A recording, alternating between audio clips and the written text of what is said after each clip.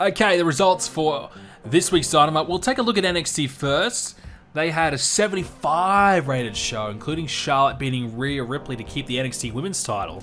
So she's still Women's Champion at this point, which is not great to see, but nonetheless, so good 82 rated main event and 81 by Shirai and LeRae. So good overall show. Their rating was a 1.6 million, 2.21 TV rating, so pretty good stuff there. Got to give them that. That is a good one. Our rating, 0.99, 745,000 viewers. So yeah, we're slipping a little bit in the ratings. I think NXT is just kind of getting the better of us at the moment. Now, Charlotte did have an injury. She's only got a cracked rib, so that won't bother her for too long. New champion NXT.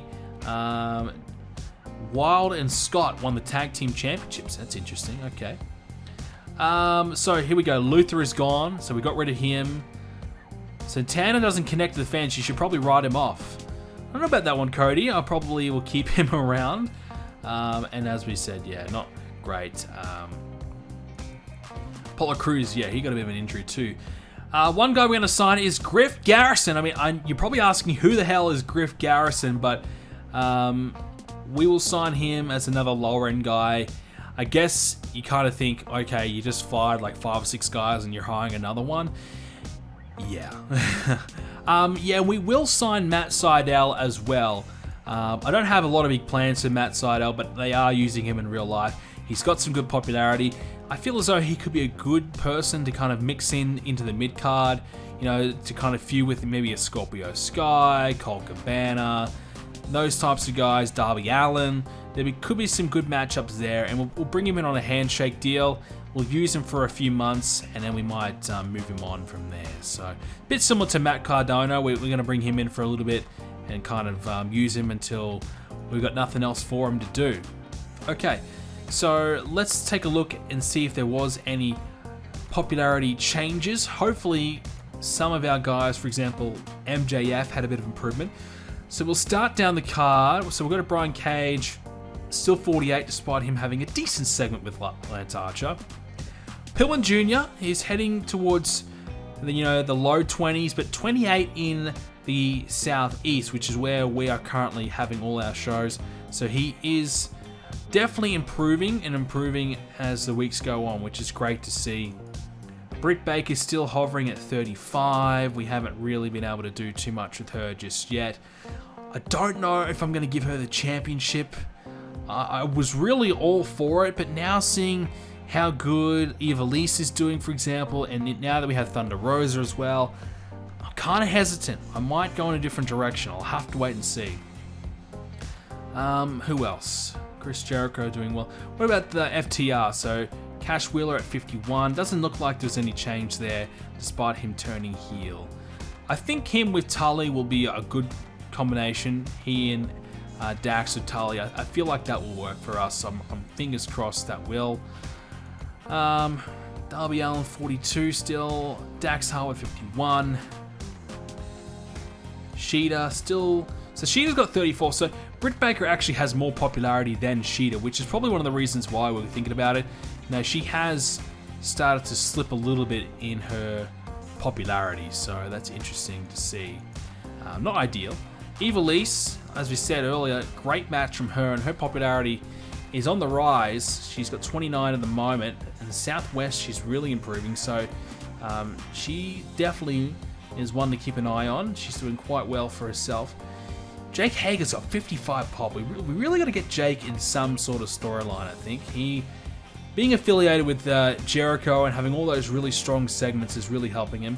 Speaking of strong segments, Adam Page, we forgot to check him, but he is certainly moving up the ranks.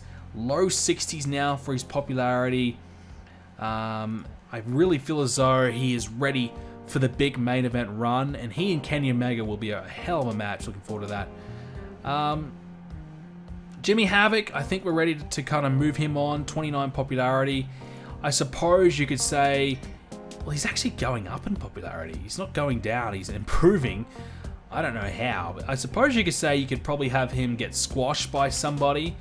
He hasn't had he's lost all 9 matches that he's had, yet he's still going up because he's actually averaging mid-50s, so he's doing pretty well for himself, despite the fact that, but maybe we give him one more match against someone and really have them squash him to try and improve their popularity, because, why not? Okay, Kenny Omega. So Omega now 68 popularity, so he had a really good segment and looks as though that's done the goods there. That's been the one to really help him. So that's great to see. A couple of good segments from him. He's helping. Lance Archer still can't get him over. We're trying. Young Bucks, no improvement. MJF, he's getting very close to touching 60. So if we can get him to 60, that'd be great. A little bit more improvement to do. Ray Phoenix, 44. 51 in the Southwest, 47 Southeast, so that's really positive for us. Sammy Guevara, low 50s, so he's just gaining popularity so quickly and so easily. All those inner circle guys, you should expect him to really improve. Santana, yep, he's improving a lot. Ortiz, 44, so they're all on their way up, which is great. If you might as well use Chris Jericho to do that, to get those guys over if he can, because, that's what he's there to do. Sean Spears, we're still on our way down with Sean Spears. He's still losing popularity. Even though we're trying, he just has really bad momentum. He's got 3 wins, 3 losses, and I feel as though until we can really improve that momentum, he's just going to keep dropping popularity. At this stage of his career, it might nearly be worth giving up on him. It might be worth just going in a different direction and giving someone else that chance. Wardlow, he's now got 40 popularity, which is awesome. He's had a big improvement over the last couple of months, so we've really started to use him more. He's got great potential, and he had a pretty decent match with Moxley, so I was pretty happy with his performance. Will Hobbs, we're getting him a bit of exposure, and no improvement yet, but I'm sure after All Out he'll be in a better position. So things are pretty steady heading into All Out. We just got to keep kind of heading in this positive direction. And if we can do that, I feel as though we're in for a good card indeed. Our storyline heat is pretty good all across the board. There's a few that we could probably improve on. For example, Moxley and MJF definitely need improvement after that bad match there. We need to have something big on the final episode to try and get that back towards 70. Because at the moment, that match is just not going to do that great, which would be disastrous for our card. Same with Cody. Cody needs a big match against someone, probably Pentagon, to really build that feud up a little bit more. That could be the main event of the next Dynamite, Cody versus Pentagon for the TNT Championship. That might be a good one to do. Okay, so we've advanced a little bit further ahead and we've got some news. Matt Sydal will join us, and I just had a bit of a review of the roster and where we're at and who, where we really need Matt Sydal to kind of fit in. I definitely believe a babyface is the spot for him, so we're going to have him join our babyface ranks. We're still pretty heel heavy in the mid card and the upper mid card, which is where I kind of see Matt Sydal fitting in, and for now, we probably won't give him a big push, but we'll bring him in there. So he's going to have a Thrill Seeker gimmick. I'm okay with that. Griff Garrison, a fan favorite gimmick. That's fine. A generic babyface gimmick. That is more than okay. So lots of new faces coming in, and it'll be interesting to see where we really go. We haven't even debuted Matt Cardona yet. I mean, I'm not a huge Matt Cardona fan, but lots of guys we've still got to kind of get on the roster. But obviously, Matt Sydal, 38 pop, has some value. Matt Cardona, short term, we've got him for 6 months. I don't know how often we'll use him and if we will use him for the full 6 months, but 40 popularity as well. So rather than having a lot of guys that are just kind of really low popularity and a lot of long-term investment, that's a couple of names there that can kind of fill in the mid-card a little bit and help us, get some other guys over that we really do believe in. For example, a Darby Allin, a Ricky Starks, work with those types of names to really help push them, which would be ideal for us. So that's something that we'll definitely try and keep on doing. So our roster is starting to get together pretty nicely, I feel. Okay, so we have All Out coming up very soon, but NXT has just had their big event. So NXT Takeover Boston, it was a 69 rated show, bit of a bomb, I gotta say. Finn Balor won the NXT Championship from Adam Cole for 83, a 69 overall show, 83 main event. Interesting. Adam Cole 74 and Balor 77. So good match, definitely. Jordan Devlin beat Keith Lee for the North American Championship. I don't know about that. Okay. And everything else was just kind of really lackluster. So not a great takeover, I've got to say. Not great at all. Rhea Ripley beat Candice LeRae. Pete Dunne beat Karrion Kross. Yeah, that's some interesting booking. I probably wouldn't have gone with that, to be honest with you. AAA had their Triple Mania, 75 rated show, 22,000 people in attendance. Blue Demon Jr. beat El Texano Jr. in the main event. So 54-year-old versus a 36-year-old. Okay, that's not too bad for Mexico. That's not too bad. It's a good show, actually. Not a bad show. None of our guys, I think, were on that show. So that makes me even happier. As long as our AEW guys are staying clear of that, because Kenny Omega got injured there, and I don't want that again. Okay, so Ortiz's contract is now up. Well, we are definitely going to renew him. I don't want him going anywhere, and I will give him a bit of a pay bump, because I've got some good plans for him, he and Santana. So I'll give him a bit of a merch increase as well. Hopefully that'll be enough, and hopefully WWE stay clear from him. Because as we showed earlier, his popularity is on the rise. It started at 42, now it's at 44. So we're starting to use him a little bit more. You know, we realized we weren't using him enough, so it's time to get him over, and we're starting to do that. Shima's now left AEW, so he's another one who's gone. Vicky Guerrero took up a job in PWG, but she's still going to be with us. We only just hired her, so she's not leaving us just yet. So let's keep on going. Okay, so the last episode of Dark before we get to All Out, and we figured we'll try and really push to get those last couple of storylines moving that we haven't really utilized too well, and maybe try and get a couple of guys over in this episode. So let's take a look. Open the show with what actually ended up being a really good match. I figured this match could be good, but I wasn't 100% sure if this would deliver, but it did. Dustin Rhodes versus Rey Fenix for 67. Phoenix is quickly becoming one of those guys I'm really able to rely on for a good match. We've got a few. I feel like Cody, Sammy Guevara, Adam Page. I can really put them in a match with anybody, and they will do really well. I think I can add Rey Fenix to that. A great match. He picks up a win over Dustin, just to give him that bit of an edge heading into the pay-per-view. Shawn Spears attacks Matt Hardy backstage for 51, so it advanced the storyline. Spears with trying to get the one up on Hardy before All Out. Jungle Boy, Marco Stunt, and Luchasaurus cut a promo on the Dark Order, so they talk about their issues with the Dark Order and all the challenges that they've had to face in the last month or so dealing with them. Speaking of Dark Order, they had a match against the Superbad Death Squad for 43, Grayson 47, Uno 49. Surprising that Uno's the best in the match. Havoc 47 and Sabian 43. So probably going to finish up Jimmy Havoc very soon. So we figured the Dark Order, they haven't had that many great wins yet, so this could be a good opportunity to get them one. Ricky Starks cuts a promo taunting Darby Allin ahead of that Future Stars match. We had Eddie Kingston talking with the Lucha Bros backstage as he offers his advice to them as they discuss the match with Cody and Brian Pillman Jr. So we are starting to tease that Eddie Kingston's got some interest in the Lucha Bros, and we're probably going to have him join up with them in the near future. Maybe at All Out, he might actually come out and help them win against Cody and Pillman. Main event, not as good as I was hoping. Lance Archer versus Billy for 47. Now, Billy can't really work all that great at the moment, but I did a shorter match. I figured that Archer might be able to deliver really well. Billy in a shorter match might suit him. Archer did good, 59. That's good for him. Billy, not so much, 47 match.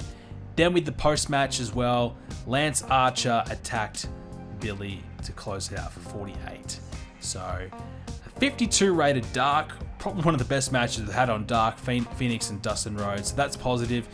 So now we have just to finish up, heading into, of course, our all-out show, and we need a strong main event. I think we might go with Penta versus Cody in the main event. That might be a really strong one just to get us that really good rating, hopefully heading into All Out, because we need a bit of momentum. We had it, we kind of lost it last week with a bit of a lousy show, 65. If we can get another 70, I think we get the momentum we need heading into the pay-per-view. All right, so this is the go-home show before All Out. Hopefully we have a good one. We've got a good main event, a couple of good matches mixed in between, so I'm hopeful that we'll have a good show. So let's take a look at the results. We start off with the pre-show. We had Thunder Rosa versus Penelope Ford for 46. Thunder Rosa, well, there you go. 51, Penelope Ford 31. Her debut for Thunder Rosa was great. Now, this was a pre-show match, but her gimmick was given a rating of great. And Rosa and Penelope Ford have some great chemistry, so that might be a good starting feud for Thunder Rosa. At least we know we'll get some good matches out of it. 46 match, fantastic. And we start off the show with a pretty good segment here. We had the Inner Circle mocking Adam Page and Kenny Omega, their frail relationship that they've got going on, and the fact that Adam Page is all alone. Well, Adam Page, he's a fighter, and also might have had a bit too much to drink, decided that he had had enough. He came out to try and fight the Inner Circle, who called him out. They told him, come down the ring, come fight us, blah, blah, blah. Well, he did, and obviously got beaten down, and interesting enough, nobody was there to save him. Kenny Omega not there to save him. Of course, he is injured, but he could have tried, But beaten down, 81. We had Adam Page took a bit of a bump in this angle as well. I would assume maybe put him through the announce table or just a table in general, something a little bit risky to try and boost up the angle. And 81 is pretty good though, I'm happy with that. Brian Cage destroyed Griff Garrison, who his gimmick was rated very good in his debut, the fan favorite gimmick. Brian Cage 63, Griff Garrison 26. Now look, I get it. We're still trying to do these squash matches to get these guys over. It just isn't quite working. But I figured, look, I don't have much else happening here for Brian Cage. I'll try it. Just didn't quite pay off. I mean, look, Cage was good. Just Garrison himself, not as good as perhaps we would have liked. But obviously it was his debut, can't expect too much. Cody had a promo for his upcoming match against Penta El Zero. 70 rated for that one. So that gained some storyline heat for the Cody storyline, which is important. Cody's promo was good. Tony Schiavone struggled a little bit in the interview. The Young Bucks are in action, tag team action against the Hybrid 2 for 74. Nick Jackson 83, Matt Jackson 85, Jack Evans 52, and Helico 57. So we figured that Hybrid 2 took on FTR at our recent pay-per-view Fight for the Fallen. So let's flip that and have the Young Bucks take them on. The Young Bucks did beat them. Nearly a 20-minute match. We were really trying to aim for a really solid, strong match here, and we got one. 74 rated, really good. So I'm very happy with that. So I really believe Young Bucks and FTR will be a fantastic match. Honestly, the Young Bucks will probably carry FTR, which is really sad to say, just because FTR need a bit more popularity. And the Young Bucks are more suited to this style. But yeah, good match from the Young Bucks. Good performance. We followed up with the Young Bucks. They called out FTR for a fight after what happened last week. Tully Blanchard kind of talked FTR out of it, and they decided that they will wait until All Out. So, not happening just yet. 63. The talking segments aren't really working for this feud, it seems like. So hopefully they will deliver in the ring. Britt Baker took on Chris Statlander for 47. Baker 43, Statlander 43. Okay, so Priscilla Kelly distracted Chris Statlander and cost her the match. Britt Baker picked up the win. Sheeta was ringside watching on. We wanted to give Britt Baker a strong win heading into All Out, obviously to make her look like a viable threat. And we also advanced the Statlander storyline there with Priscilla Kelly. So, yeah, I'm pretty happy with this match here, and I'm pretty happy with how Britt Baker is currently performing. As I said, I'm very tempted to give her the championship, but I feel as though maybe Sheeta versus Ivelisse might be the big match that I should probably be waiting out for. So we'll have to wait and see and think about that one if we're going to go with that.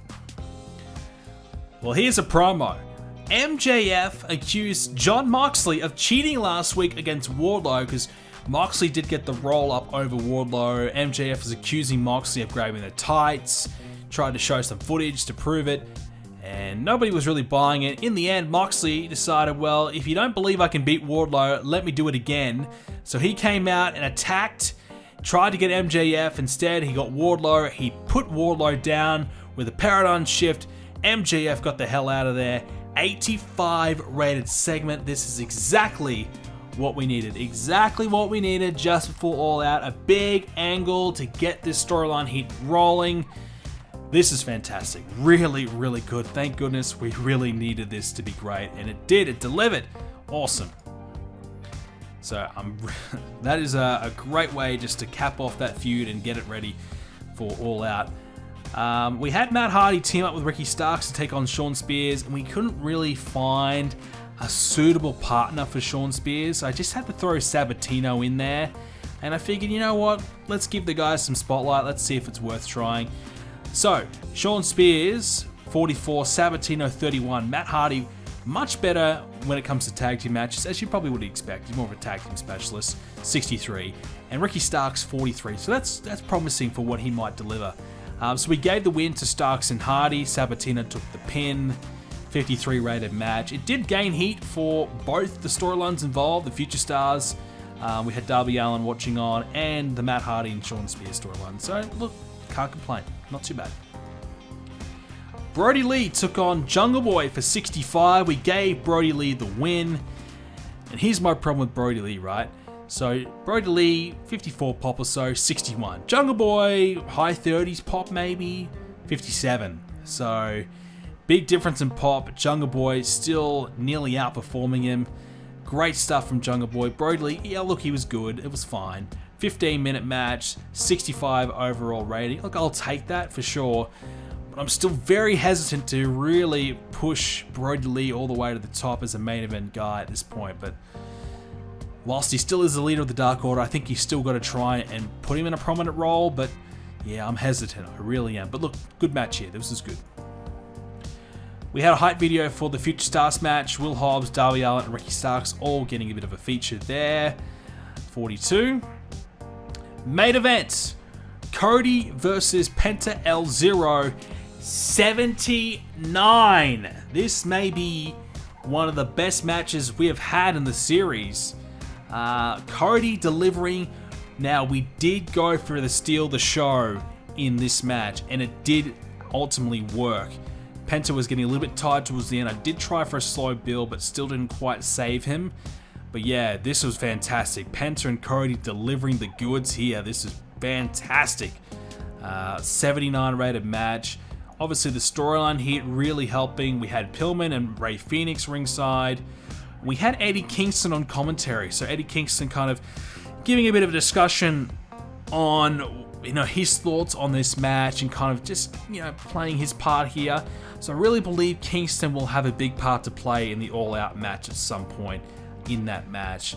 But yeah, this is a really good way to build up towards the Lucha Bros versus Cody and Pillman Jr. Even though Pillman Jr. is in it, he's going to drag it down severely. I just like the idea of really giving a young guy a prominent spot. And you may as well have Cody work with someone. And look, there is someone to take the pin as well. So Cody can lose and have Pillman be the guy to cause the loss.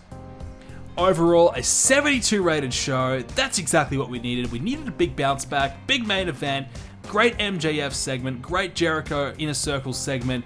And the Young Bucks had a great match too. So I think across the board, this is one of our strongest shows. Definitely really good, really happy with this show. Alright, so let's have a look at our results. So we'll start with our rating this time. So AEW 1.03 TV rating. So that's up from last week, 773,000 viewers. So about a 30 to 40,000 viewer gain. Thank goodness. We've been on the decline. NXT 1.93, 1.4 million viewers. So I feel as though that's a bit of a drop for NXT. I'll have to double check their recent shows, but I really do feel as though it's a bit of a drop. So we'll take a look at their most recent show. So they had a 2.21 the week before. So yeah, that's about a 200,000 viewer drop. And we had only a small gain, but that's still good. That's still good. We are kind of causing them from really growing, which is obviously the idea. So I'm happy with that. Our previous episode of Dark did not rate very well. We lost viewers there. So our TV ratings are a little bit down, I think, from where we really want it to be. Okay, let's have a quick little look at any popularity changes. The last chance we had to really get anyone over before our pay-per-view. And hopefully we did. And let's take a look. So Brian Cage, looks like he's dropping down again. Squash matches just aren't working. Pillman Jr., 28 in the Southeast, that's okay, not too bad. Britt Baker, no change. Matt Hardy, no change. Jericho, no. Cody had a great main event. Still nothing there from Cody, even though he keeps on delivering. It just seems really difficult to get him over at this point, but that's okay. It's going to take time. He'll get there. So Griff Garrison had a chance to get on the show, so he's got his start and his popularity up to 9 now, which is fine. Jungle Boy had a good match, so he's at 39 pop, which is quite good considering where he really started and where he should be. That's surprisingly better than I really expected. Lance Archer, got to get him up. I don't know how, it's just not really working, clicking. Brody Lee, 54. So Penta had a great match. Probably no real change from him either, which is a little bit surprising, but yeah, no real change. Ray Phoenix as well. Sammy Guevara still around 50. Santana up to about 45. So he and Ortiz are gaining a little bit of popularity again, so getting closer to be 45 across the board. Jake Hager, he is 55 across the board, which is higher than Brody Lee now, so it might be an idea to really start getting Jake Hager in more of a prominent role in terms of wrestling. I think that probably would be the smart thing. Wardlow, 40. MJF had a big week, and he's up to 59 pops, so that's extremely positive for us. So he's starting to really gain, and I think it's because we're starting to get his microphone segments, his promos are starting to really get there. And this is great news. Jon Moxley going up to 76. That is awesome. First time he's gone up in popularity, so that's really big news for us. Now the question will be, do we stay with Moxley with the championship on him, or do we go to MJF? And if we go to MJF, how much of a drop will Moxley take? I don't know. It's a risk that I think I'm willing to take, though. Last check the storylines, Archer and Cage at 63. I don't think we'll do Statlander and Priestley on the pay-per-view. We might do Priscilla Kelly and Statlander, maybe on the pre-show. I think that'd be okay. Baker and Sheeta's at 47. Cody, his storyline's at 76, which is really positive. The Dark Order storyline at 62, which is much better than I expected. FTR and the Young Bucks a little bit low, but 63 for their last segment probably brought it down. 67 overall, that's okay. Future Stars, 47, I'll take that. This is going to be the big one. It's going to be Guevara and Page, so I don't know how good it's going to be, but overall, 80 storyline heat is huge. So if we can keep that heat strong, so when we get Kenny Omega back, Omega and Page versus Guevara and Jericho, that could be the match of the year. And when that happens, and that will probably happen on a Dynamite, I reckon, in the near future. So that's going to be huge. Moxley and MJF, still 65. And I don't know why. We've had a lot of good segments.